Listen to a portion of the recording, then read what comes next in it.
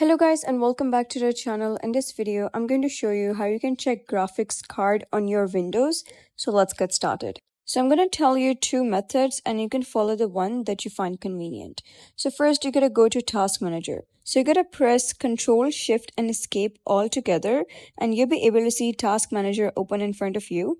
From the left hand side, you got to go to Performance and then you got to click GPU. You'll be able to see your graphics card name at the top right and you can see the usage of your GPU over here on the screen.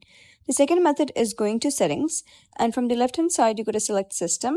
Then you're going to scroll down, click on Display and search for the button of Advanced Display Settings. And over here in this information, you'll be able to see your graphics card name. So those were some of the few ways how you can know your graphics card name on your Windows. If you found this guide helpful, please consider subscribing and leaving a like. It really helps me out and I'll see you next time.